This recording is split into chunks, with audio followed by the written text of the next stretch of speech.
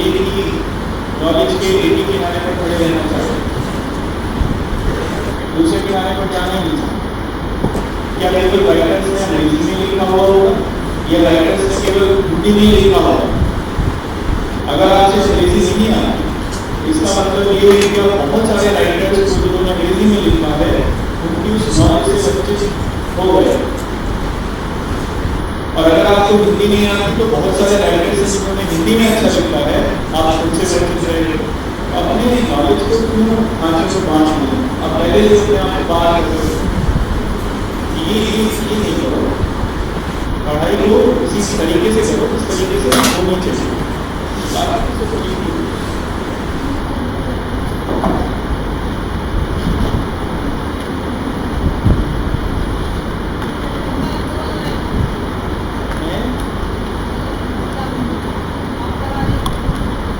हाँ, मेरे पास वो एक्सप्रेस है और हिंदू भी है, दोनों को मैं आपको दे दूँगा।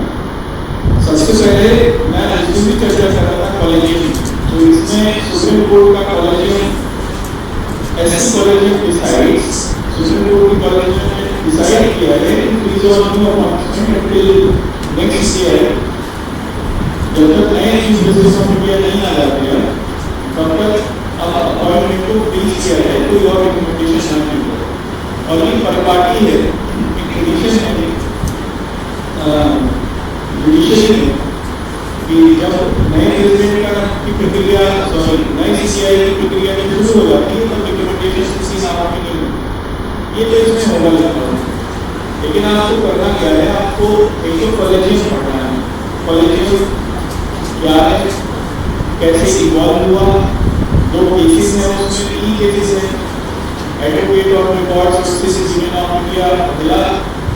ये मामला 1992 का है, 1992-93 का एक है advocate of records versus union of India, second वाला मामला 1996 का है। और एक फिर है advocate of records advocate of records versus union of India, इसका जज वाला मामला भी कहते हैं, जुडिशियल अपॉइंटमेंट कमीशन बिल के नाम से, national judicial appointment commission act के नाम से क्या है। तो ये एग्जैक्ट नहीं है, इन तीनों केसेस को आप पढ़िए इजीली कॉलेजियम के साइड में। एक इसमें सुप्रीम कोर्ट ने सरकार को ये डायरेक्शन दी है कि आप बताइए कि जो फ्री एयर वाला जो कल्चर है इसको कैसे नियंत्रित किया जा सकता है। चुनाव के समय में जो वादे किए जाते हैं सरकार के द्वारा लोगों से, लोग पाते हैं और बाद में वो एक नेचुरल बर्डन के रूप में सामने आ जाते हैं, तो ये कैसे संबंधित है। इसके बारे में सरकार ने कमेटी, सुप्रीम कोर्ट ने कमेटी बनाने के लिए बात कही है, जिसमें इलेक्शन कमीशन किया है, आरबीआई फाइनेंस कमीशन, इससे जुड़े लोग वो सब उसमें शामिल होंगे और उसके लिए जो गाइडलाइन इशू करेंगे। आपको इसमें पढ़ना ये है, what is the meaning of revri culture या टीवी कल्चर। पहले इसका मतलब देख लीजिए क्या है, हाल ही में चर्चा में क्यों रही और इसके हानि क्या है और उसके लाभ क्या है, इसके प्लस क्या है और इसके माइनस क्या है। ठीक है, तो प्लस तो ये है कि सोशल वेलफेयर जो कॉन्सेप्ट है कभी रूप से पूरा कर देता है, क्योंकि लोग राजनीतिक दबाव के चलते सरकारें वादे करती हैं लोगों से और फिर बाद से पूरा करने का प्रयास करती है, इसीलिए कॉमन मिनिमम प्रोग्राम की कॉन्सेप्ट आती है सामने। तो एक तो ये है कि इसमें जो सोशल वेलफेयर की कॉन्सेप्ट है वो क्लियरली सामने आती है। ये इसका फायदा है, लोगों को जो ड्यू है उनका वो मिल पाता है। हानि इसलिए है कि कभी कभी वादे इतने ज़्यादा बड़े हो जाते हैं कि सरकारें पूरा नहीं कर पाती हैं, करती हैं तो बहुत ज़्यादा फाइनेंशियल बर्डन के साथ करती हैं, जिससे राज्यों की जो हालत है फाइनेंशियल वो खराब हो जाती है और एक तरीके से डायरेक्ट टैक्स बर्डन होता है लोगों के ऊपर। तो एक दूसरे ये देखा आप इसे करेंगे।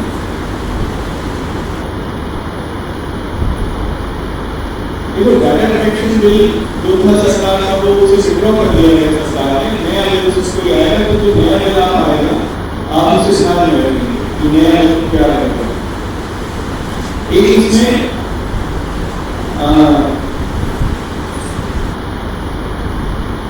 आर्टिकल है जो कि देखो तो यूएस ने एक अलायंस बनाया है जिसमें रेयर मटेरियल्स को वो सब देश जो रेयर मटेरियल का उत्पादन करते हैं या उनको ज्यादा आवश्यकता है उनको मिला के एक गठबंधन का निर्माण किया गया है, एक अलायंस का निर्माण किया गया है यूएस की लीडरशिप में। इससे भारत को बाहर रखा गया है। तो आप एक तो ये देखेंगे कि कौन कौन से देश हैं जो इस अलायंस में शामिल हैं। दूसरा ये कि रेयर मटेरियल्स उसके क्या कौन से क्या होते हैं और किस काम आते हैं, ये सब इसमें लिखा गया है। तीसरी चीज ये है कि आपको चाइना से जोड़ के देखना है रेयर मटेरियल्स को और चाइनीज मोनोपोली को भी इसमें समझना है। ठीक है,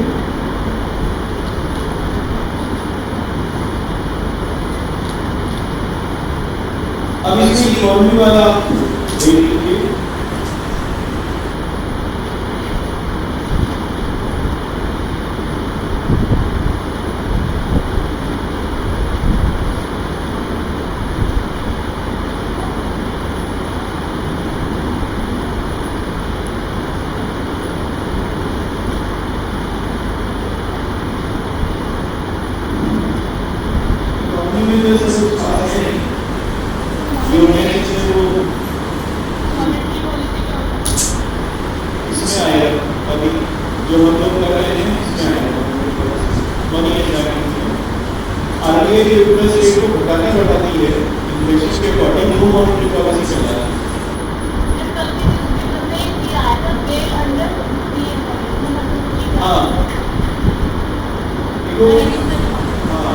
मैंने पीएमएलए के बारे में आपको कुछ बताया पिछली वाली क्लास में।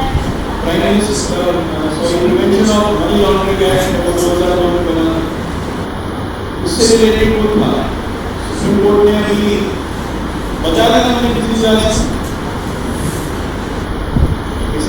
मैंने prevention of money laundering act बताया कि पीएमएलए एक्ट उसी से रिलेटेड।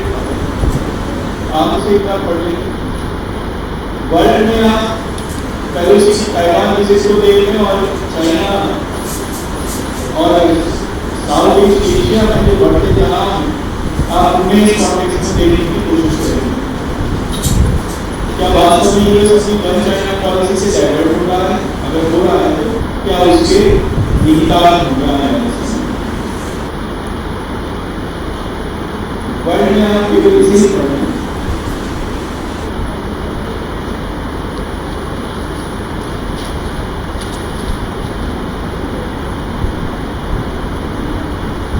इसमें नामचलन सरकारी आर्टिकल आया है, आप इसे जरूर पढ़ें। ताइवान बिटवीन जायंट्स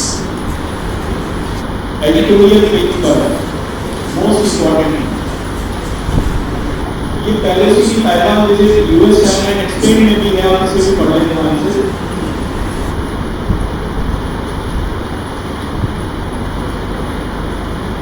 और इसमें कोई इंपॉर्टेंट नहीं है।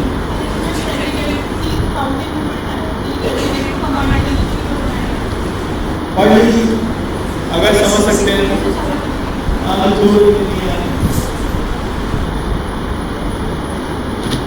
मैं समझा दूंगा, लेकिन मेरा समझाना जब होगा तो फिर कॉलेज का मैं नहीं, इसी में भी सब कुछ मिल जाएगा। और एक और बात, ये समझना आसान नहीं, ये आर्टिकल समझना किसी से मैंने छोड़ दिया, मैंने बात ही नहीं कराया। ये यहाँ तक की बात है कि ये यहाँ पे जो प्रोफेसर है ना, इसे वो भी नहीं समझ पाएंगे। ये लिखना मुश्किल है। क्या है?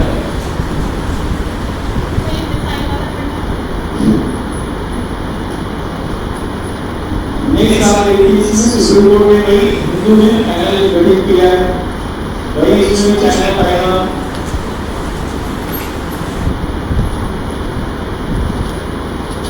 पहले पीछे से आइए।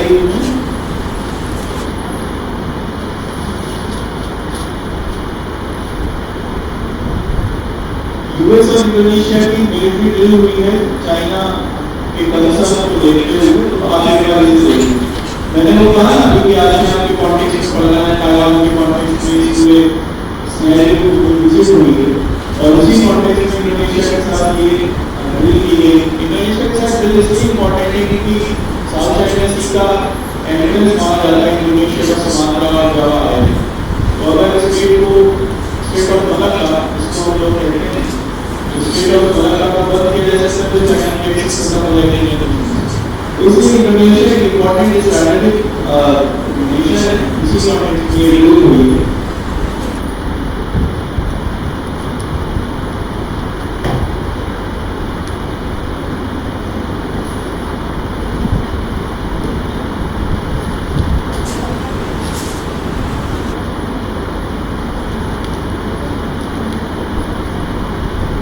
इंडिया का यूनाइटेड नेशन सिक्योरिटी काउंसिल का प्रेसिडेंट इंडिया के पास है यूएनएससी, तो आप एक बार इसे देखिए कि उसकी जो मीटिंग है उसे होस्ट करेगा और काउंटर टेररिज्म के ऊपर हम लोगों का फोकस रहने वाला है।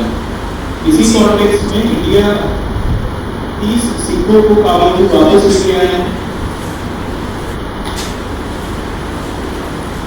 अफगानिस्तान से। एक बार इसे देखिए और इसे सी कॉन्टेक्स्ट में देखें, सिटीजनशिप अमेंडमेंट एक्ट कॉन्सेप्ट में देखें।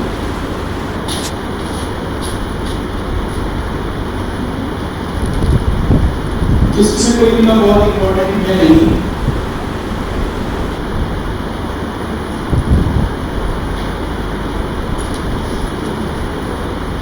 ये सोमासी नेदरलैंड का आर्टिकल आया है teachings of Taliban the long lesson, या आप इसको एक बार जरूर पढ़ें। बाकी और कुछ इंपॉर्टेंट नहीं है।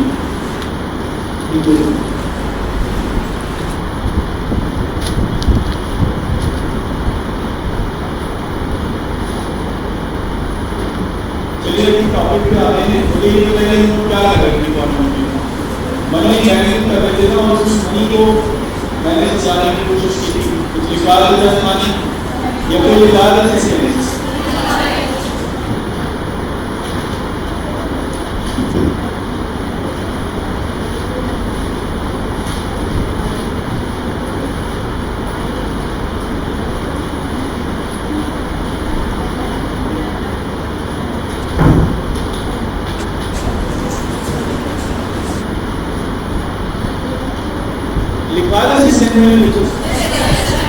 मनी की ना, चलो ठीक है।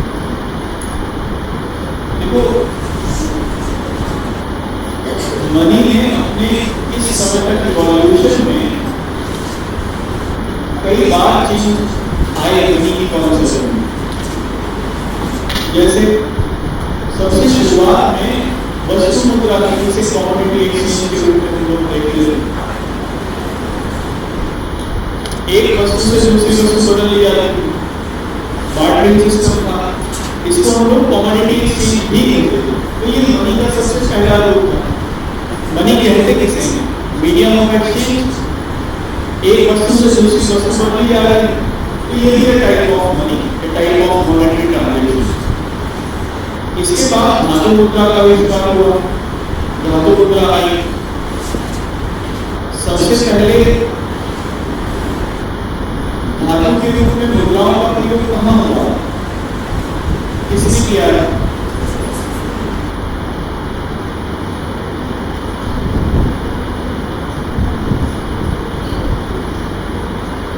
सिक्कों का सबसे पहले प्रयोग कहाँ देखने को मिलता है?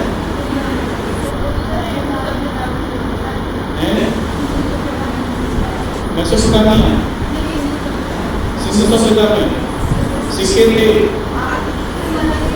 आहत सिक्के।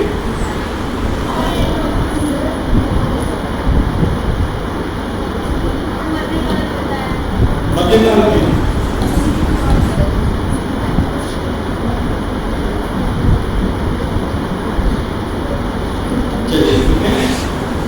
देखो सिंधु घाटी सभ्यता में सिक्कों की उत्पत्ति नहीं हुई थी। सिक्के सबसे पहले मॉडल की गई हेपेटाइट वगैरह को या चीका बैक्टीरिया, इसको सेल बड़ी कहते हैं, उसको मीडियम ऑफ एक्सचेंज के रूप में यूज किया जाता है। मुद्राएं जिनको वहाँ पर मुद्रा लिखा हुआ मिलता है वो सील नॉट भी, क्योंकि व्यापारी लोग लगाते हैं। लेकिन मीडियम ऑफ एक्सचेंज जरूर वहाँ पड़ता है। मीडियम ऑफ एक्सचेंज में वो सोने का इस्तेमाल करते थे और इस्तेमाल करते थे, पत्थरों का इस्तेमाल करते थे, इनको बाहर से मंगवाते थे, ईरान से, अफगानिस्तान से, जैसे कि फिरोजा, ये सब बाहर से मंगवाते थे और इनका प्रयोग करते थे वो मीडियम ऑफ एक्सचेंज के रूप में। मुद्रा की कौन से धातु मुद्रा के रूप में हमें नहीं आए। धातु मुद्रा का सबसे पहले जैसे मिलता है हमें उत्तर ललित काल में, जिसमें दो सिक्कों का नाम हमें देखने को मिलता है, तीन का मिलता है, एक निश, एक समान और एक तीसरा कामनी।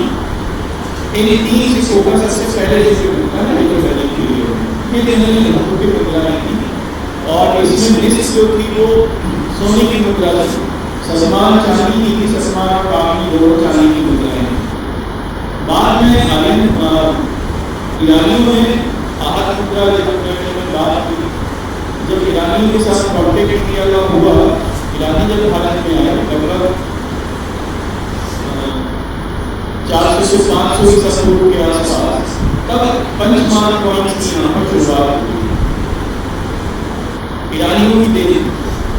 और इसलिए सबसे पहले बड़ी मात्रा में जो सिक्के हैं, अगर वो हम लोग देखने को मिलेंगे तो वो मगध एम्पायर में देखने को मिलते हैं। मगध होगा जब उनका शुरुआत बेसिकली मौर्यन साम्राज्य में, और मौर्यन साम्राज्य में चंद्रगुप्त मौर्य के समय, उससे पहले सिक्कों का बहुत ज्यादा प्रयोग था।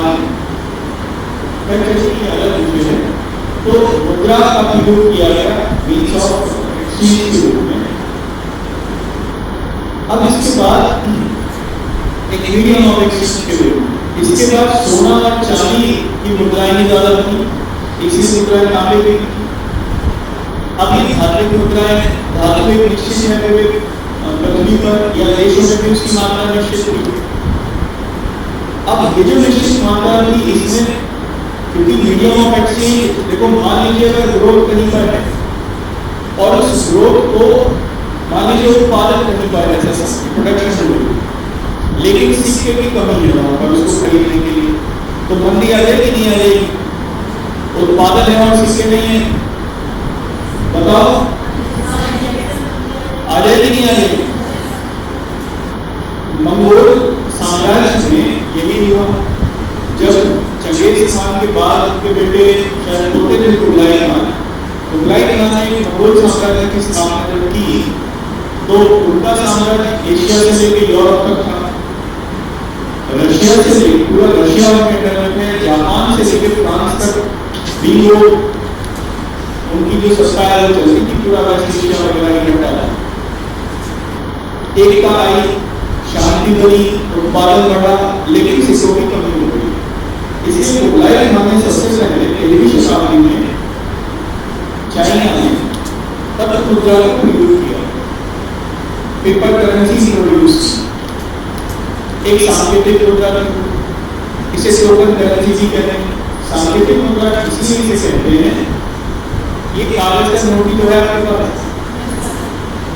मान लो सरकार है ये कहते कि अब ये लीगल टेंडर नहीं है, नई मुद्रा चलेगी, नया नोट चलाएंगे, जैसे कि वो पुराने वाले 500 से 1000 बंद हो गए, अब वो आपके लिए क्या थे जब वो नोट बंद हो गए?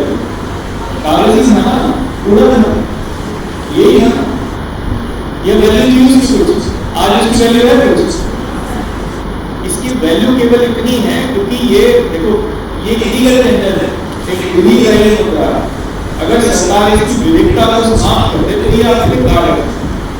लेकिन मान लीजिए कोई सोने में सिक्का है, सरकार ये कहे इसकी कोई वैल्यू नहीं है, क्या उसकी वैल्यू खत्म हो जाएगी? वो टोटल करेंसी नहीं होती, वो रियल करेंसी होती है। इसलिए सांकेतिक मुद्रा, पत्र मुद्रा या बाकी किसी भी फॉर्म की जो मुद्राएं हैं वो टोटल करेंसी कहलाती है, जिसमें की जो वैल्यू है वो कम होती है, उसकी एग्जैक्ट वैल्यू नहीं होती वो, बल्कि उस एग्जैक्ट वैल्यू को केवल मान्यता प्राप्त होती है सरकार की तरफ से, इसलिए उसे टोटल करेंसी कहते हैं। टोटल करेंसी की कॉन्सेप्ट आई मंगोल साम्राज्य में। अब जो करेंसी थी या मेटालिक जो मनी थी या मेटालिक जो करेंसी थी उसकी समस्या समाधान हो गई। अब कागज से नोट छाप सकते हैं। अब ये जरूरत नहीं रहेगी कि पहले खाने से सोना आएगा फिर उसको मुद्रा में कन्वर्ट करेंगे और आ गया। तो एक नई फॉर्म की करेंसी इंडिया ने उसे इंट्रोड्यूस करने की कोशिश की और इंट्रोड्यूस करने की कोशिश की सबसे पहले मोहम्मद बिन तुगलक। उन्होंने तांबे के सिक्के चलाए, कॉपर करेंसी को उन्होंने यूज किया सबसे पहले। हालांकि वो प्रयोग वैसे चल रहा क्योंकि बहुत आगे से सिक्के को से बाहर कर गए तो सक्सेसफुल हो नहीं पाया, लेकिन इंडिया में सबसे पहला प्रयास उन्होंने किया। उसके बाद भारत में मुद्रा व्यवस्था का अगर विकास हुआ तो वो फिर शेरशाह सूरी के समय में हुआ। उन्होंने चांदी का रुपया चलाया जो कि आज भी हमारे यहाँ पर मान्यता प्राप्त एक करेंसी है। उसका वजन वगैरह जितना नहीं था वो बिल्कुल एग्जैक्ट माना गया 160 ग्राम का वो सिक्का होता था। अकबर ने बाद में उसी की नहीं की। तो जो मुद्रा व्यवस्था शेरशाह सूरी ने चलाई उसी को भी आगे मुगल साम्राज्य में भी किया गया, बस थोड़े बहुत बदलाव के लिए। जैसे रुपया सही रखा गया, लेकिन बाकी मुगल साम्राज्य में स्टेबिलिटी देनी थी, भारत स्टेबिलिटी देने की वजह से प्रोडक्शन बढ़ गया था, यहाँ पे व्यापार बढ़ गया था और भारत में सोना चांदी की आवक भी बढ़ गई। तो बड़े बड़े व्यापारों के लिए या बड़े बड़ी डील के लिए बड़े सिक्कों की आवश्यकता थी। तो इसी कॉन्सेप्ट में बड़े सिक्के चलाए गए, जैसे संसद एक सिक्का था जो कि 1 किलो का होता था, गोल्ड का 1 किलो का सिक्का था, सबसे बड़ा सिक्का था। ये अकबर के द्वारा चलाया गया और बाद में फिर शाहजहां ने कुछ तांबे के सिक्के, अकबर ने भी कुछ तांबे के सिक्के भी चलाए, उससे क्रूज था, एक पैसा था, इस तरीके के सिक्के भी तांबे के जो जनरली लोकल लेवल पर एक्सचेंज था। कहने का मतलब ये है कि मुगल पीरियड में हमारे यहाँ पर जो मेटालिक करेंसी है वो अपनी जगह पर पहुंची थी अपने विकास। अब अंग्रेज आए, अंग्रेजों ने इस चीज को यहाँ पर देखा और ये गलत पाया। गलत इसलिए पाया क्योंकि मेटालिक मेटल जो थी वो सोना चांदी के रूप में प्रीशियस धातु थी और ये प्रीशियस धातु में बाहर ले जाने की हमारे देश से, तो उन्होंने इसको, और जब तक ये देश में रहती तब तक कोई इसे बाहर लेके नहीं जा सकते थे। अगर सोने चांदी की करेंसी कोई मान्यता मिलती तब तक कोई इसे बाहर कैसे ले जाते, लोग सोचते नहीं थे। उन्होंने आगे और सबसे पहले 1830 के आसपास 1930 के आसपास उन्होंने मेटालिक करेंसीज को बंद किया और पेपर करेंसीज को प्रोड्यूस करना शुरू किया। और इसी कॉन्टेक्स्ट में की रेजिडेंसी बैंक इंडिया में खोले गए, जिनमें कलकत्ता में एक बैंक ऑफ कलकत्ता, एक बैंक ऑफ इंग्लैंड और सॉरी बैंक ऑफ मद्रास और bank of Bombay, 3 residency bank की स्थापना की। इस तरीके से भारत में शायद 1843 जहाँ तक मुझे याद है एग्जैक्टली 1843 में पेपर करेंसी को इंट्रोड्यूस किया गया 1847 ईस्वी और उसके बाद से आज तक पत्र मुद्रा जारी है। लेकिन 1960-70 के दशक में इसमें एक बदलाव और देखने को मिला। एक कॉन्सेप्ट है क्रेडिट करेंसी या क्रेडिट मनी। इसे हम लोग साफ मुद्रा कहते हैं या उधार मुद्रा भी इसे कहते हैं। जैसे जैसे ट्रेड बढ़ता चला गया वैसे वैसे ही साफ की जरूरत पड़नी शुरू हुई, क्रेडिट की जरूरत पड़नी शुरू हुई। देखो जब बड़े व्यापार किए जाते हैं तो उधार लिया जाता है, नहीं लिया जाता है, लिया जाता है। अब उस करेंसी ऐसी किसी कॉन्सेप्ट को डेवलप करने की जरूरत नहीं, तो इस कॉन्सेप्ट को डेवलप किया गया, अमेरिका में सबसे पहले डेवलप किया गया और क्रेडिट कार्ड की जो कॉन्सेप्ट है वो इशू हुई 1870 में। ये जनरल क्रेडिट करेंसी कही जाती है या इसे साफ मुद्रा भी कहा जाता है। जैसे मान लीजिए आपको कोई सामान खरीदना है बाहर देश से और आपके पास पैसे नहीं तो आप क्रेडिट कार्ड का इस्तेमाल करके खरीद सकते हैं। बाद में आप जो कमाओगे तब आप उस क्रेडिट कार्ड के माध्यम से पे कर सकते हो। तो ये नई करेंसी इंट्रोड्यूस हुई। इसी कॉन्टेक्स्ट में आगे बढ़ते हुए 1990 के दशक के आसपास प्लास्टिक मनी की कॉन्सेप्ट आ गई। 1990 से लेकर और 2000 तक प्लास्टिक मनी माने जो क्रेडिट कार्ड डेबिट कार्ड से आप खरीदारी करते हो, इसको हम लोग प्लास्टिक मनी कहते हैं। प्लास्टिक के होता है वो कार्ड खरीद सकते हो, नहीं चीजें खरीद जा सकते। एक नई प्रकार की मुद्रा शुरू हुई जिसे हम लोग क्लासिक मनी कहते हैं। अब एक और स्टेट मुद्रा है जो हाल फिलहाल में 21वीं शताब्दी में देखने को मिली और स्पेशली 2011 के बाद से जो हालांकि 1996 में सबसे पहले इंट्रोड्यूस हुई थी, लेकिन 2011 के बाद से उसमें बड़े लेवल पर ग्रोथ देखने को मिली और वो है वर्चुअल करेंसी, आभासी मुद्रा, जिसे हम लोग बिटकॉइन के नाम से जानते हैं। ये वर्चुअल करेंसी है और वर्चुअल करेंसी और रियल करेंसी के बीच की एक और करेंसी है जिसे हम लोग डिजिटल करेंसी के नाम से जानते हैं। ये अभी इंट्रोड्यूस हुई बजट में डी रूपी के रूप में सरकार ने इसे शुरू किया। ना तो ये वर्चुअल है और ना ही ये रियल है, ये एक डिजिटल करेंसी है जो डिजिटल माध्यम से फ्लो कर सकती है। ये मैंने आपको मुद्राओं का इतिहास बताया, कैसे करेंसी फॉर्म हुई आज तक और कितने फॉर्म की करेंसी। क्लियर होगी ये बात? ठीक है, कुछ दूसरा तो नहीं है, इतना ही था। चलो अब ये बताओ, ये लिखो या छोड़ दें, याद रहेगा आपको? कितने लोग चाहते लिखवा दिए? चलो लिख लो।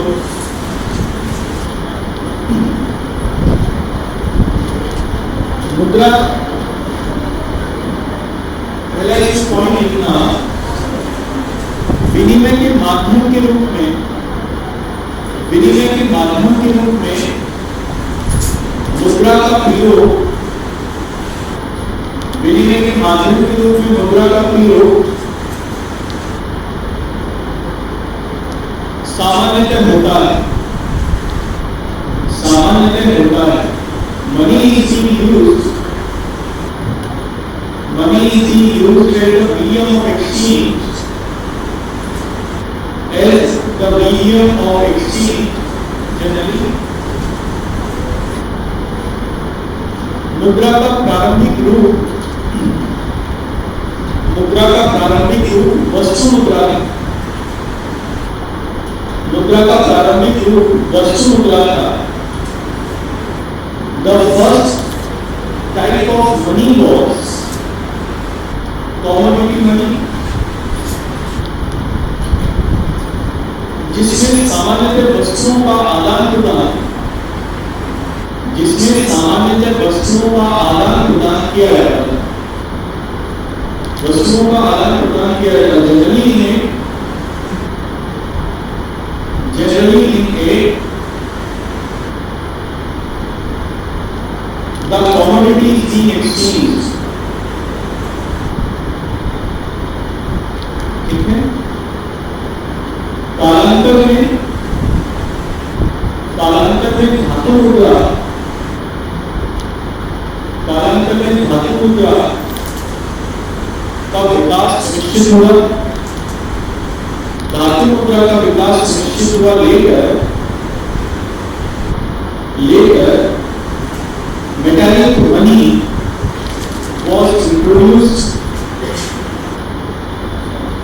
metallic money was introduced, ठीक है। और अगले पॉइंट से देखना, मंगोल साम्राज्य के दौरान, मंगोल साम्राज्य के दौरान सर्वप्रथम चीन में पत्र मुद्रा की शुरुआत हुई। सर्वप्रथम चीन में पत्र मुद्रा की शुरुआत हुई। During the Mongol empire, firstly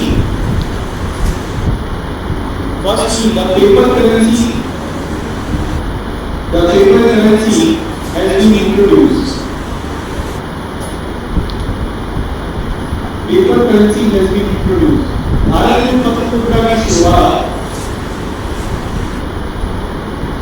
Bharat में पत्र मुद्रा की शुरुआत ब्रिटिश काल में हुई।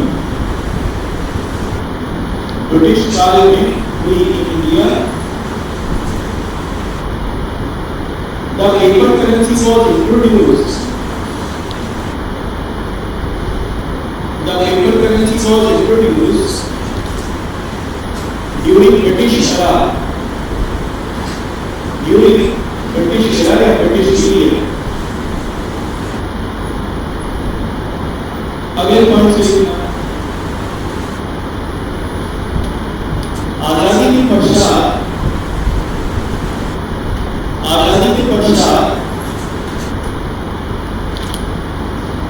व्यापारिक लेनदेन के लिए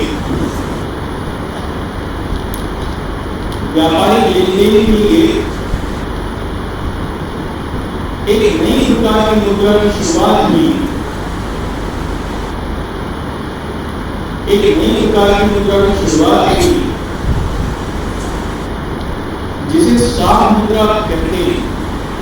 जिसे साख मुद्रा कहते हैं। After independence,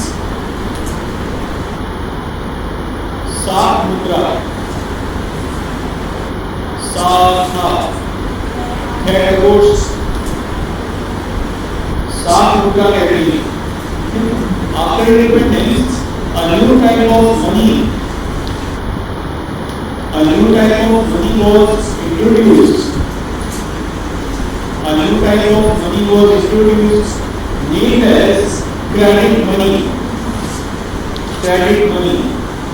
सामान्यतः यह है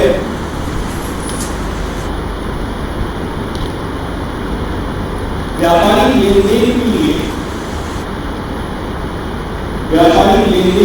प्रयोग की जाती है।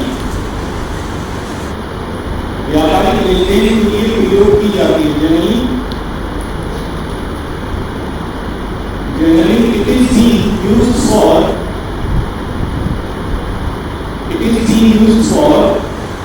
trade. अब नेक्स्ट पॉइंट से सीखना, सूचना क्रांति के दौर में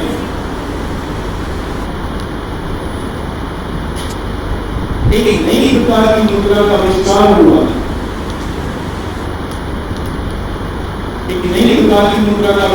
हुआ। जिसे आभासी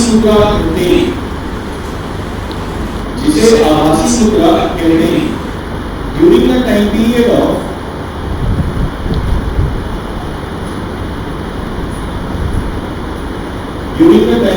of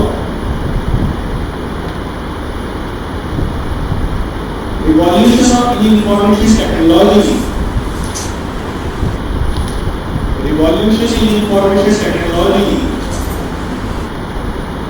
a new type of money was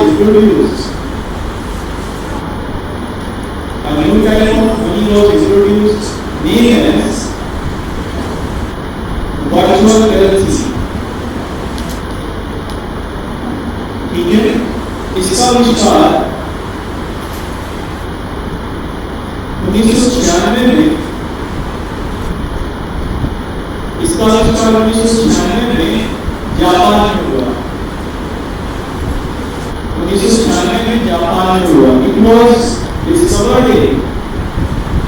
It was discovered in Japan in 1996.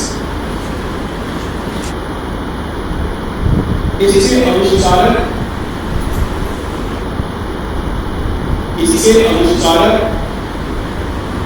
सातेशी Nakamoto थे।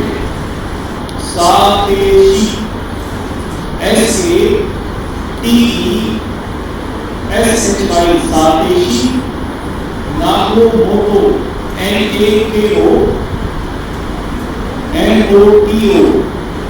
सातेशी नाकामोटो थे।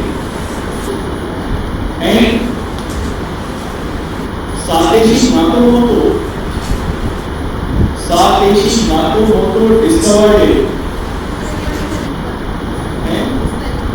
SATESHI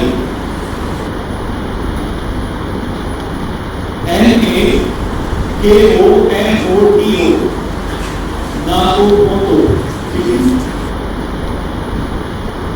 देखो बिटकॉइन को इन्होंने ही इजाद किया, तो आप आगे से आगे ब्रैकेट में लिख लीजिए, इन्होंने बिटकॉइन की खोज की, इन्होंने बिटकॉइन की खोज की। He discovered the Bitcoin. He discovered the Bitcoin. ठीक है?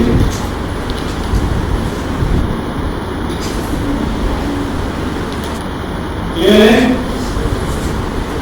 चलिए ये यहाँ तक हमारे बात कंप्लीट हुई। कैसे मनी या करेंसी की फॉर्मेशन हम लोग जो आज से अब अगले पॉइंट में लिखना, अगला वर्ग की हेडिंग डाला मुद्रा के कार्य, मुद्रा के कार्य, the functions of money, the functions of money.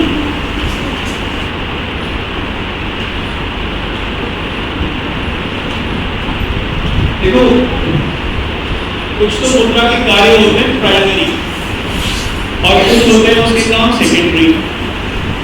जैसे एग्जाम्पल जो उसका प्राइमरी काम है मुद्रा का, वो मीडियम ऑफ एक्सचेंज। सबसे पहला काम वो यही करता है कि एक विनिमय का माध्यम है, और एक सेकेंडरी उसका वर्क है कि वो मूल्य का हस्तांतरण करता है, ट्रांसफॉर्मेशन ऑफ वैल्यू, ये transfer of value, transformation transfer of value. जैसे आपने किसी को 100 रुपये उधार दिए, इसका मतलब समझना चाहिए। इसमें ना आपको शब्द अजीब अजीब से चलेंगे लेकिन मतलब बड़ा आसान होगा। मान लीजिए आपने किसी को 100 रुपये उधार दिए, तो आपने मूल्य को ट्रांसफर कर दिया नहीं कर दिया? किस फॉर्म में किया? मनी के फॉर्म में किया।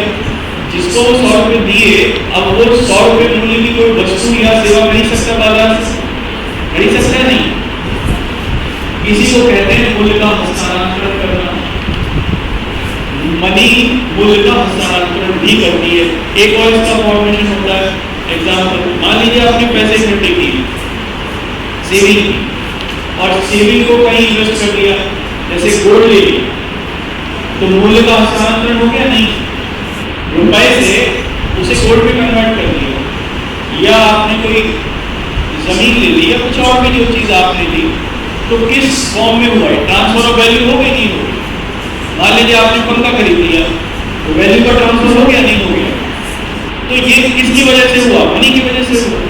तो मनी का ये secondary word transfer of value. Primary word क्या होता है? Medium of exchange. क्लियर है? तो आप लिख लीजिए मुद्रा के कार्य, फंक्शंस ऑफ मनी। इसमें आप पहला लिखना प्रमुख रूप से मुद्रा के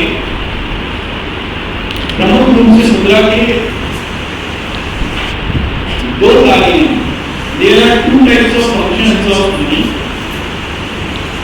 There are two types of functions of money. सबसे पहला प्राथमिक कार्य, प्राइमरी फंक्शन।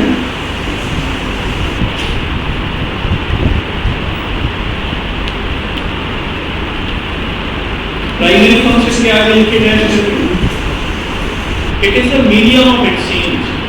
यह विनिमय का एक माध्यम, यह विनिमय का एक माध्यम।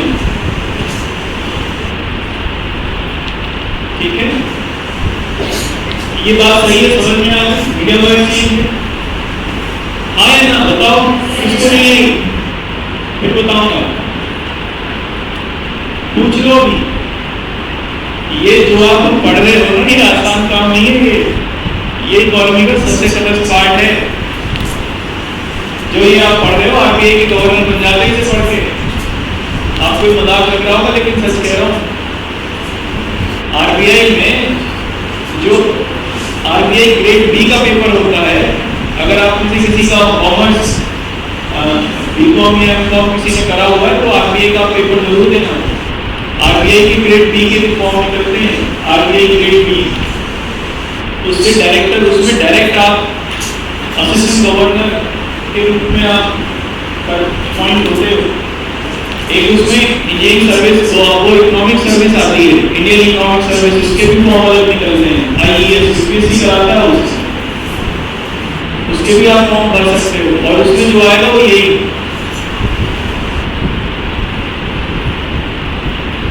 इसलिए ये आसान नहीं है, ये तो मैं आपको सिखा रहा हूँ चीजों को इजीली बना के, तो इसलिए आसान लग रहा है, इसलिए बहुत मुश्किल है।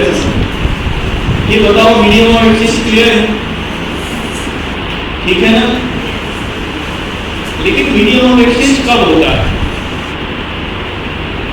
जब किसी चीज के मूल्य का पता चले। टमाटर 20 रुपए किलो है, पहले ये पता चले ना 1 किलो टमाटर कितने रुपए में आएंगे, क्लियर है? तभी तो उसे 20 रुपए देके 1 किलो खरीदेंगे। इसका मतलब किसी चीज के मूल्य को मापने का काम भी करती है मुद्रा। कोई वस्तु कितने की है ये कौन निर्धारित करेगा? मुद्रा। मनी निर्धारित करेगी नहीं। बताओ, एक दूसरा काम इसका ये भी प्राइमरी वैल्यू, तभी तो एक मीडियम ऑफ एक्सचेंज के रूप में काम करेगी, तभी तो उतने रुपए देके उससे वो चीज ली जा सकती है। इसलिए प्राइमरी जो इसकी फंक्शन है वो एक तो मीडियम ऑफ एक्सचेंज है, और दूसरा मेजरमेंट ऑफ वैल्यू, यानी मूल्य का मापन। किसी चीज के मूल्य को मापने का काम भी करती है मुद्रा। कोई वस्तु 100 रुपए की है, 200 रुपए की है, ये सब पता चलेगा किसमें? मुद्रा के रूप में। क्लियर है? दूसरा लिखिए इसी में, मूल्य का मापन करती है। ये प्राइमरी फंक्शन में नहीं, मूल्य का मापन करती है। मेजर द वैल्यू, यानी measure the value of, it measure the value, ऐसा ही ये वैल्यू ऑफ कमोडिटी जो भी क्लियर है। अब दूसरा लिखिए, मुद्रा के गौण कार्य। मुद्रा के गौण कार्य, secondary functions of money. Secondary functions of money ये प्राइमरी नहीं है, ये बाकी के। देखो, इसमें मूल्य का संचय होगा पहले। तो मूल्य का संचय कैसे? आप पहले सेविंग करोगे नहीं, सेविंग किस चीज में करोगे? मनी में करोगे नहीं, और जब वो इकट्ठा हो जाएगी बाद में उससे कोई चीज खरीद लोगे। तो मुद्रा मूल्य के संचयन का भी काम करती है ना? मान लीजिए आपने 1000 रुपए इकट्ठा किए, तो ये क्या किया? 1000 रुपए के मूल्य को संचयित कर लिया, इकट्ठा कर लिया। अब आप उससे 1000 मूल्य की कोई वस्तु या सेवा खरीद सकते हो। तो ये मुद्रा का दूसरा फंक्शन है, गौण फंक्शन है या सेकेंडरी फंक्शन है, ये मूल्य को संचयित करने का भी काम है। तो लिखिए दूसरे में, मूल्य को संचयित करने का काम करती है, या मूल्य को संचयित करने का काम करती है। It functions to accumulate the value. It functions as accumulation होगा। It functions as the accumulation of value. आगे समझ में? अब आपने मूल्य का संचयन कर लिया, हस्तांतरण कर सकते नहीं, ट्रांसफर कर सकते नहीं, 100 रुपए इकट्ठे कर लिए, किसी को दे सकते नहीं, किसी और चीज में उसे कन्वर्ट कर सकते नहीं। दूसरा देखिए, मूल्य का हस्तांतरण। मूल्य का हस्तांतरण, the transfer of value.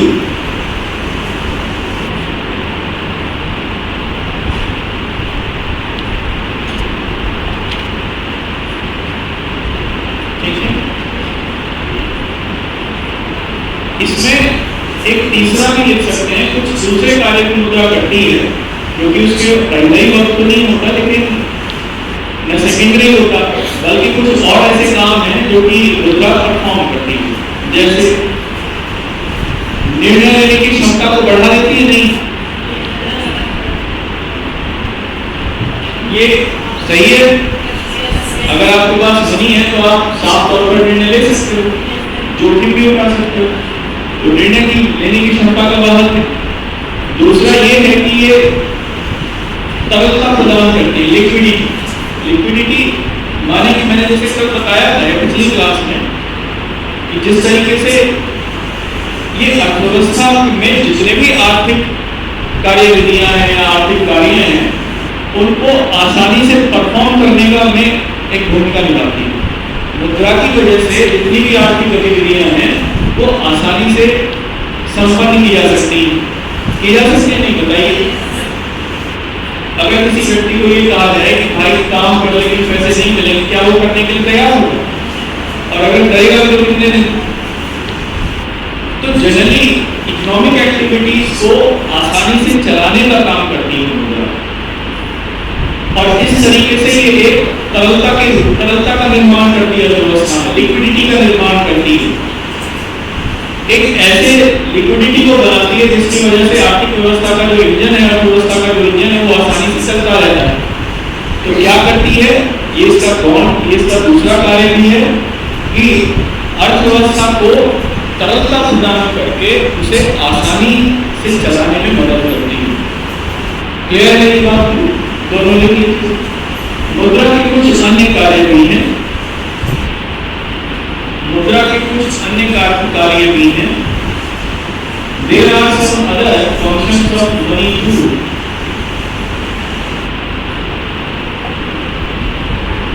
There are some other functions of money too. पहला इसमें लिखना निर्णय की वाहक है, निर्णय की वाहक है। ठीक है? The guider to take decision. The guider to take in taking decision. Next लिखिए तरलता प्रदान करती है, provide liquidity.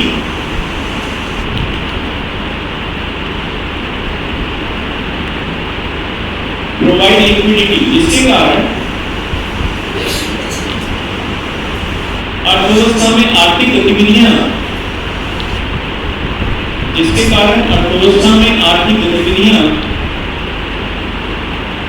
आसानी से संपन्न हो पाती हैं,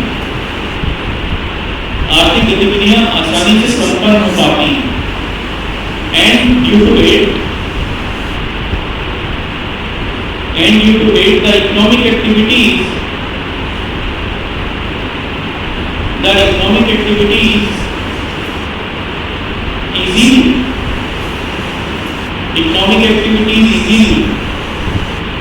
easily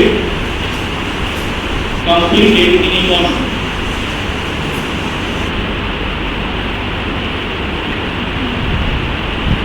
ठीक है? यहां तक समझ में आया? देखो यहां पर एक वर्ड आया तरलता, लिक्विडिटी। इस सरलता के आधार पर ही मुद्रा को दो भागों में बांटा जा सकता है। मुद्रा एक तरीके की होगी, कई तरीके की होगी, बताइए कौन कौन से तरीके होते हैं? 100 का नोट, 200 का, 500 का, है ना? कौन कौन से तरीके? देखो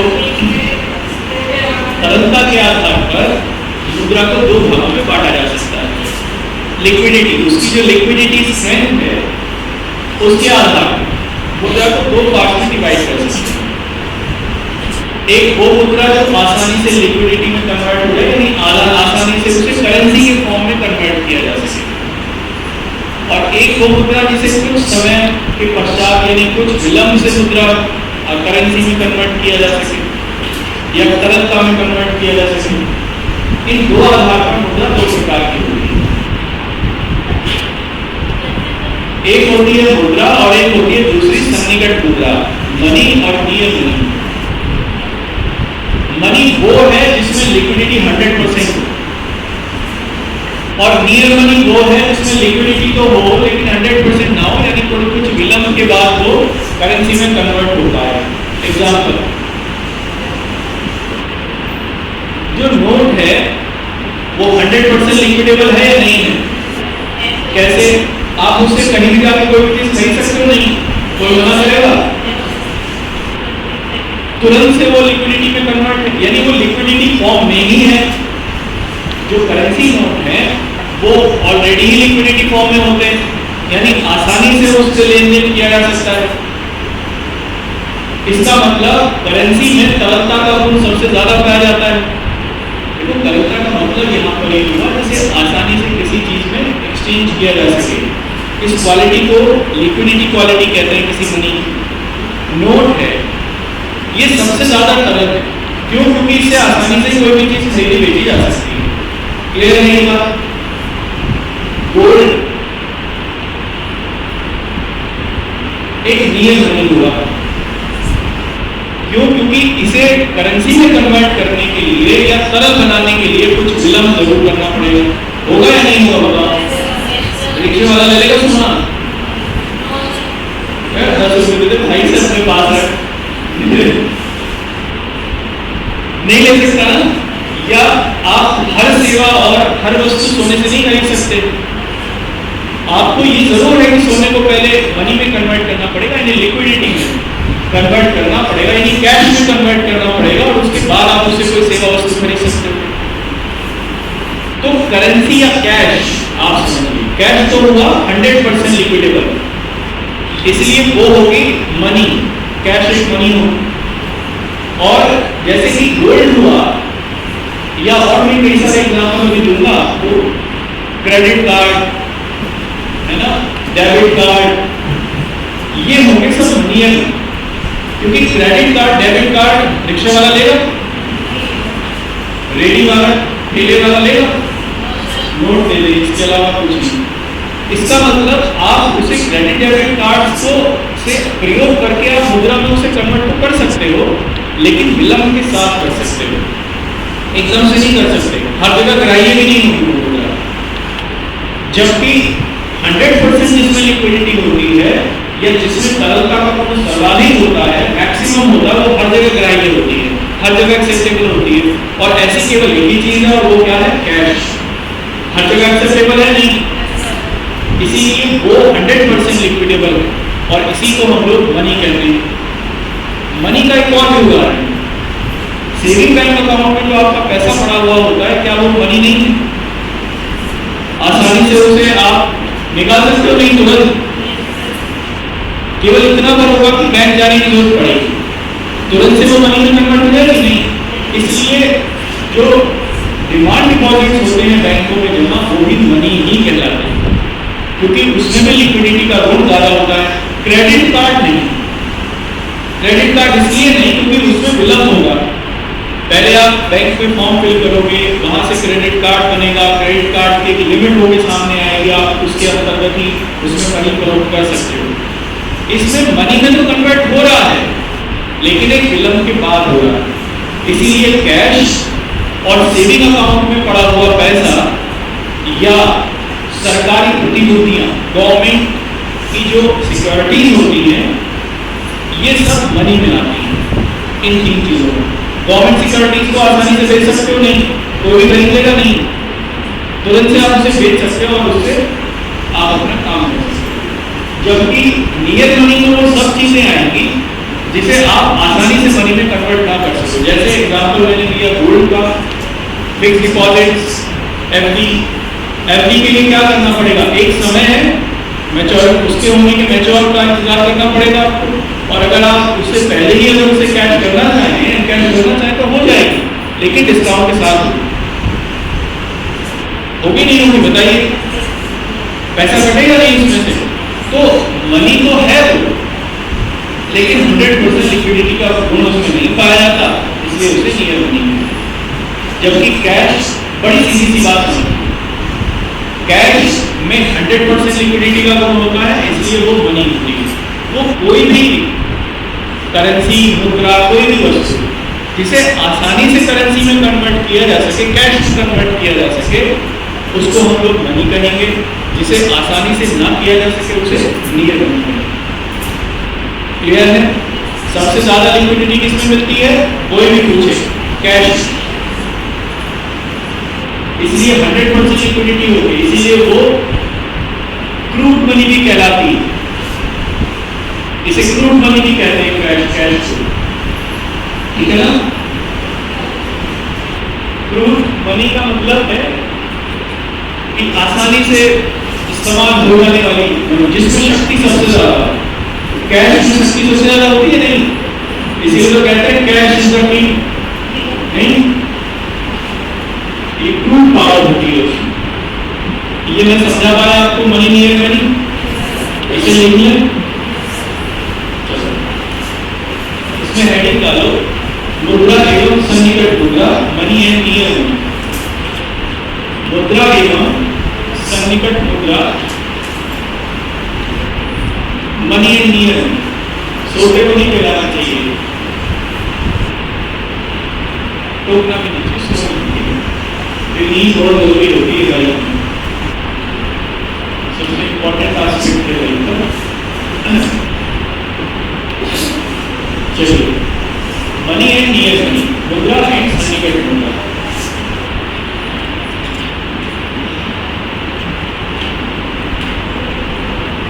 पहले इसमें मुद्रा को लिखना। सामान्यतः 100% तरलता के गुण वाली वस्तु, सामान्यतः 100% तरलता के गुण वाली वस्तु मुद्रा कहलाती है। 100% तरलता के गुण वाली वस्तु मुद्रा कहलाती है। Generally the commodity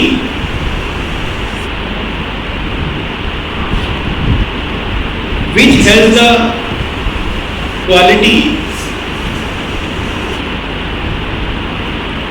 the quality of 100% liquidity,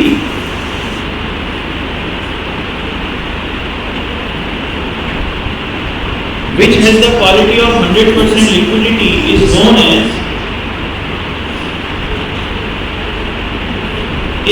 as money।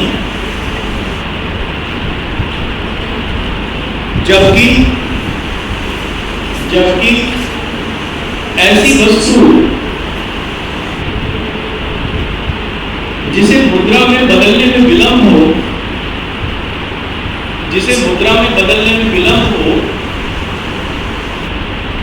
सन्निकट मुद्रा कहलाती है।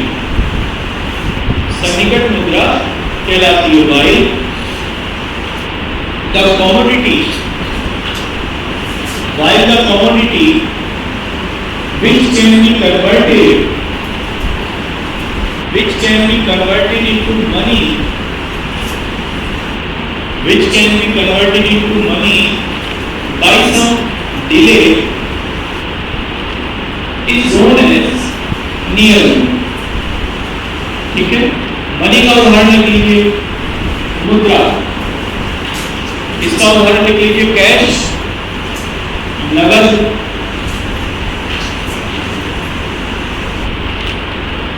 जमा राशियां,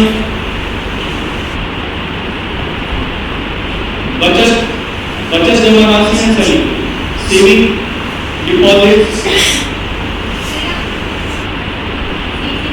हाँ, मुद्रा किसी में कैश के आगे लिखिए, क्योंकि ये सब मुद्राएं हैं।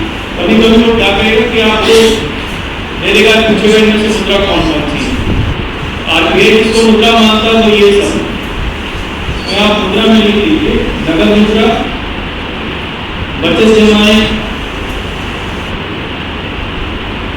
चालू खाते में जमाएं, सेविंग इन करंट अकाउंट निकाल सकते हो, नहीं उन्हें भी आसानी से सेविंग अकाउंट में करंट अकाउंट में पैसे पड़ा हो तो निकाल सकते हैं।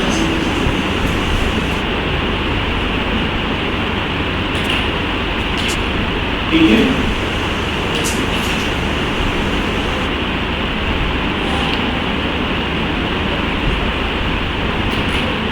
नेक्स्ट केस में इसी में कंटिन्यूएशन में सरकारी प्रतिभूतियां, इन्हें भी मुद्रा माना गया है।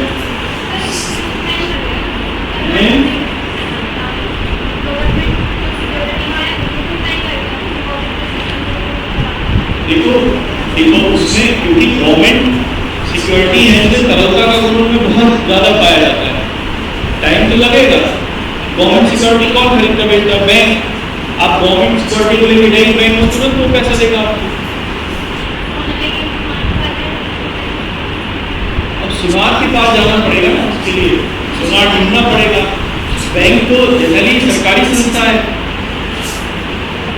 ना। यहाँ पर आप आरबीआई की डेफिनेशन को भी देखिए, सरकारी प्रतिभूति को वो 100% तरल नहीं कहेगा तो क्या कहेगा बताओ?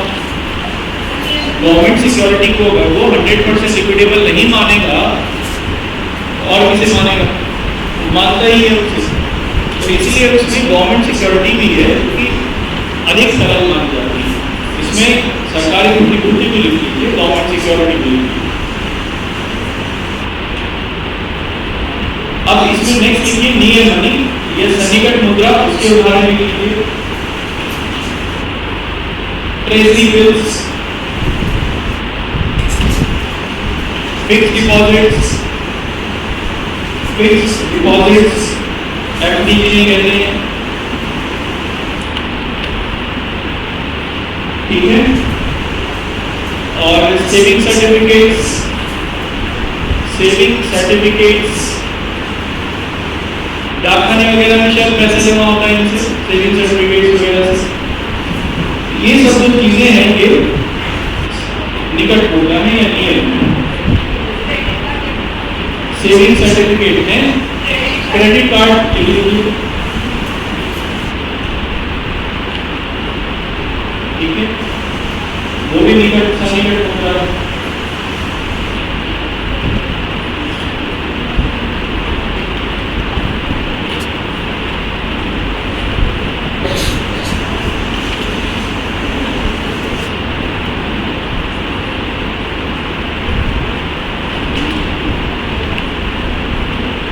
ये क्लियर है आपको? मनी और नियर मनी।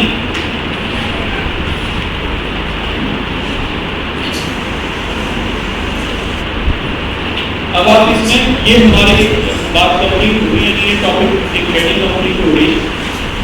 अब इसमें अगला हेडिंग लिखिए, इसको हम लोग लिखेंगे, ये सबसे इंपॉर्टेंट है, मनी सप्लाई, मुद्रा की आपूर्ति।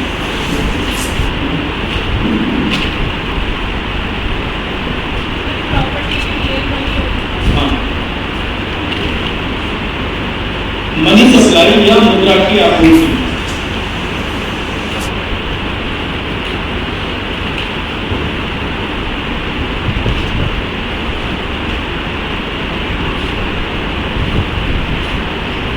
देखो, मुद्रा की आपूर्ति का मतलब यहां से ये है कि आरबीआई द्वारा कितनी मनी पूरे सिस्टम में दी जाती है, पूरे सिस्टम में छोड़ी जाती है। आरबीआई कितने नोट छाप के या कितने नोटों को अर्थव्यवस्था में भेजता है जिससे इकोनॉमी आसानी से ग्रो करती रहे या चलती रहे।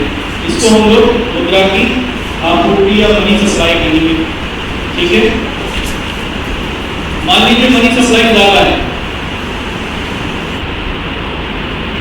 अगर मनी सप्लाई ज्यादा है, मुद्रा की इसका मतलब आपूर्ति ज्यादा होगी।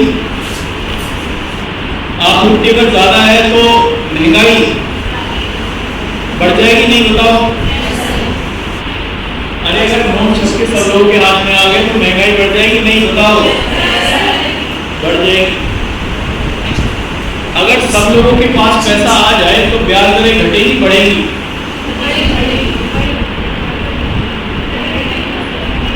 सोच के बताओ।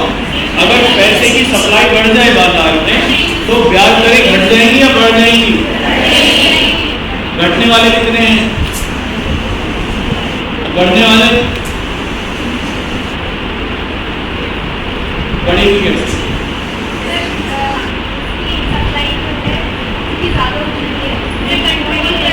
मेरे पास टमाटर है, सबके पास टमाटर है, मेरे टमाटर कौन खरीदेगा?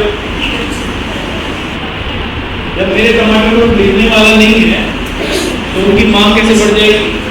और मांग नहीं बढ़ेगी तो मुझे ब्याज दर क्यों ज्यादा मिलेगी? टमाटर पे मुझे रिटर्न ज्यादा क्यों मिलेगा?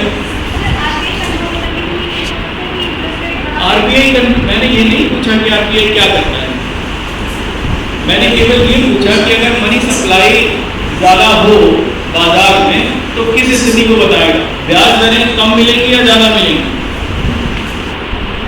अरे ब्याज दरें कम हो जाती हैं, ब्याज दरें कब ज्यादा मिलेंगी? देखो, किसी चीज की कीमत कब बढ़ती है? जब वो सप्लाई में कम हो। सप्लाई नहीं ज्यादा होगी तो उसकी कीमत अपने आप कम हो जाएगी। और ब्याज क्या है? रुपए की कीमत है ना। मैं आपसे पैसा लेता हूं, इसके ऊपर इंटरेस्ट पे करूंगा। अगर बहुत सारे लोगों के पास पैसा है तो मुझे कम इंटरेस्ट रेट पर मिल जाएगा, और अगर केवल कुछ लोगों के पास पैसा है तो मुझे ज्यादा इंटरेस्ट रेट पर मिलेगा। अब मनी सप्लाई बढ़ गई, इसका मतलब ज्यादा लोगों के पास पैसा आ गया तो मुझे कम इंटरेस्ट पे मिलेगा, ज्यादा पे अर्थव्यवस्था में ब्याज की दरें कम हो जाएगी, ज्यादा कम हो जाएंगी। अब आरबीआई क्या करेगा? कंट्रोल करने के लिए बढ़ाएगा, ठीक है ना। अब बढ़ाएगा वो, इसका मतलब ये हुआ कि जो मनी सप्लाई है, मुद्रा की आपूर्ति, वो न केवल अर्थव्यवस्था में तरलता को बताती है, लिक्विडिटी को बताती है, न केवल अर्थव्यवस्था को आसानी से चलाती है, बल्कि ब्याज दरों का भी निर्धारण करती है। क्लियर है ये बात? तो लिखो, मुद्रा की आपूर्ति, मुद्रा की आपूर्ति न केवल अर्थव्यवस्था में, न केवल अर्थव्यवस्था को, बल्कि गुण की जगह नहीं लिखी, न केवल अर्थव्यवस्था में तरलता के गुण को बढ़ाती है, तरलता के गुण को बढ़ाती है, बल्कि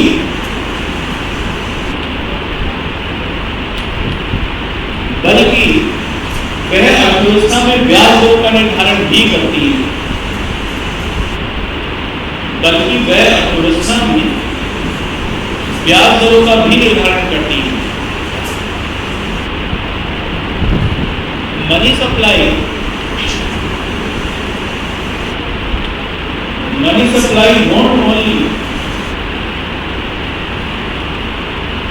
not only increase the liquidity, not only increase the liquidity in the market, but also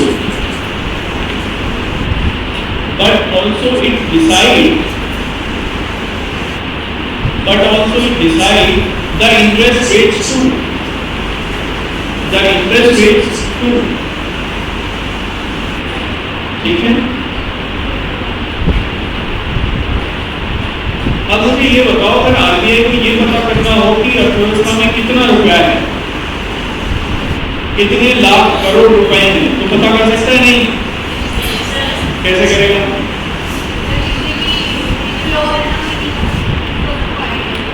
उसे कैसे पता चले कितना flow?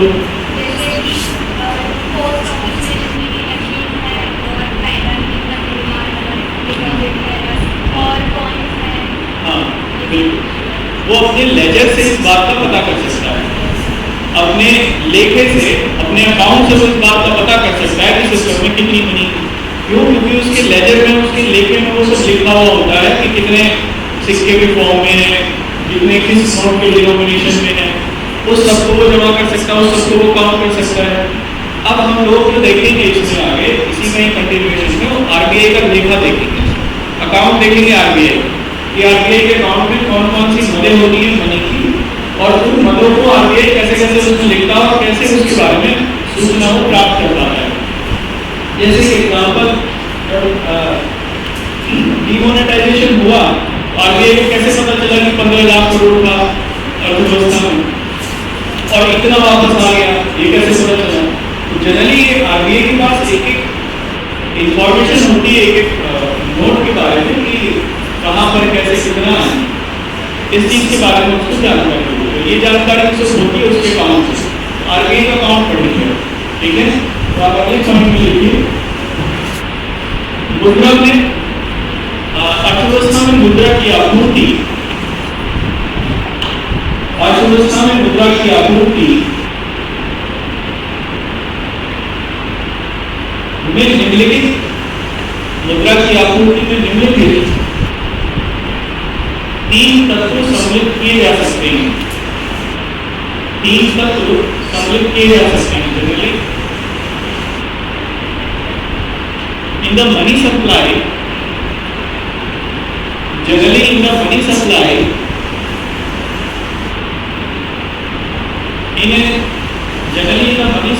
in an economy, the three elements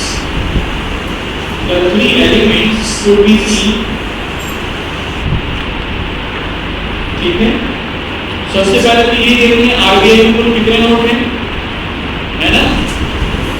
तो पहला लिखो इसमें आरबीआई में कुल नोटों की संख्या, आरबीआई में कुल नोटों की संख्या, the total currency notes in RBI.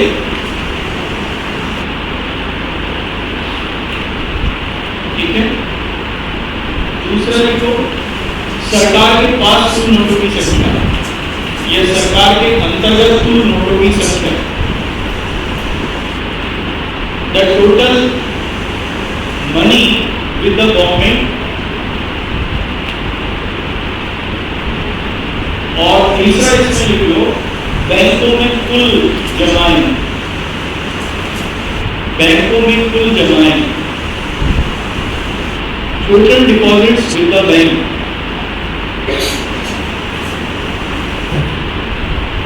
ठीक है, अगर इन तीनों को देख लें तो हमें लगभग 99% मनी का पता चल जाएगा कि 99% मनी है या नहीं है और कहां पर कितनी, इन तीनों के माध्यम से। लेकिन अगर हमें और एक्यूरेसी के ऊपर जाना हो तो फिर बैलेंस शीट देखनी पड़ेगी आरबीआई की। अगले पॉइंट से सीखना, उपरोक्त माध्यम से अर्थव्यवस्था में 99% धन का 99% धन को ज्ञात किया जा सकता है, 99% धन को ज्ञात किया जा सकता है by the above method. 99% of money, 99% of money could be get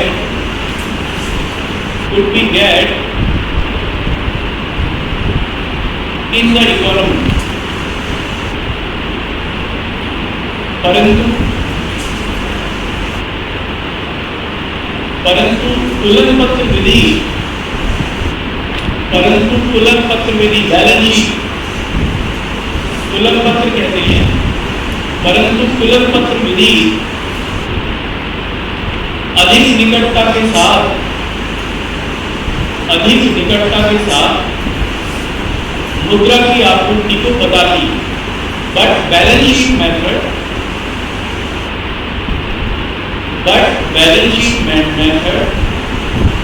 told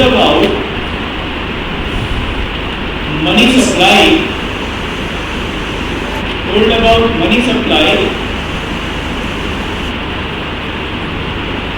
with accuracy या with more accuracy। ठीक है, अब इसमें अगले पॉइंट में आप लिखना आरबीआई का तुलन पत्र, balance sheet of RBI, balance sheet of RBI नहीं,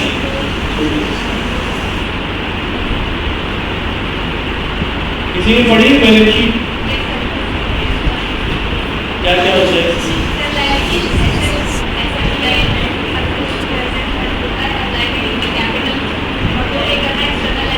लायबिलिटीज को पॉजिटिव में दिखाना, नेगेटिव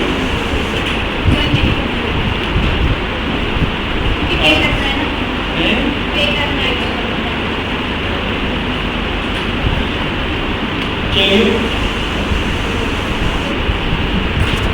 देखो ये जो बैलेंस शीट मेथड है ये 1977 से आरबीआई द्वारा शुरू किया गया है। कितनी मनी सिस्टम में है ये ज्ञात करने के लिए 1977 से जो व्यवस्था शुरू की गई उसे हम लोग बैलेंस शीट मेथड के माध्यम से जानते हैं। तो आप इसमें लिखो पहले पॉइंट में भारतीय अर्थव्यवस्था में मुद्रा की मात्रा ज्ञात करने के लिए भारतीय अर्थव्यवस्था में मुद्रा की मात्रा ज्ञात करने के लिए 1977 से बैलेंस शीट मेथड का प्रयोग किया जाता है। 1977 से बैलेंस शीट मेथड का प्रयोग किया जाता है। या तुलन पत्र विधि का प्रयोग किया जाता है। To get the supply of money, to get the supply of money in economy, balance sheet method is being used, balance sheet method is being used from 1977, from 1977। चलो इसको इतना रखते हैं, फिर बैलेंस शीट कल देखेंगे कौन कौन सी इसमें चीजें हैं। ठीक है, क्लियर है? कोई क्वेरी है किसी की तो आप पूछ लीजिए।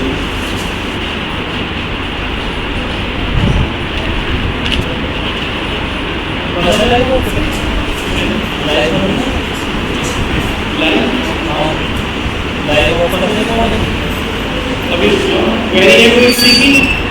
हाँ, सीडी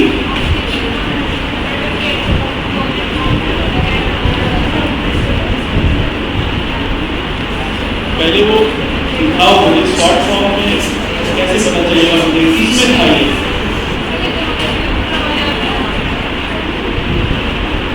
कहाँ पे तो फोटो नीचे चले जाए तभी तो पता चलेगा शॉर्ट फॉर्म में वो क्या कह रहे हैं, कहाँ पे वो कुछ क्या है। ठीक है, हाँ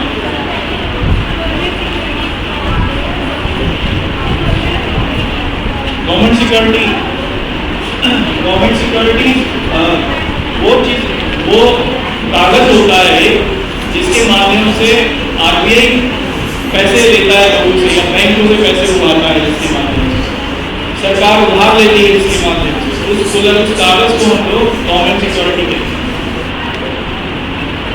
हैं। देखो आरबीआई, सरकार आरबीआई को देती है, आरबीआई उससे बैंकों को देता है, बैंकों के पास होते हैं, बैंक फिर बाद में लोगों को बेचते हैं अलग अलग योजनाओं के माध्यम से, जैसे फिक्स डिपॉजिट के माध्यम से, कोई और योजना के माध्यम से बेचते हैं। ठीक है,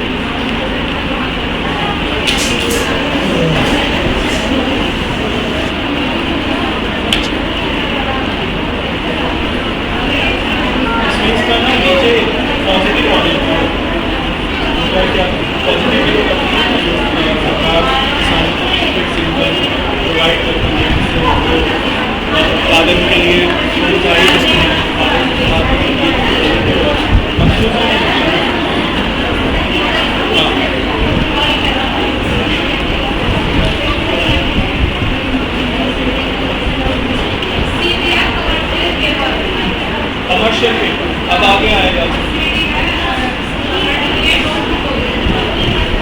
सर्टिफिकेट ऑफ डिपॉजिट।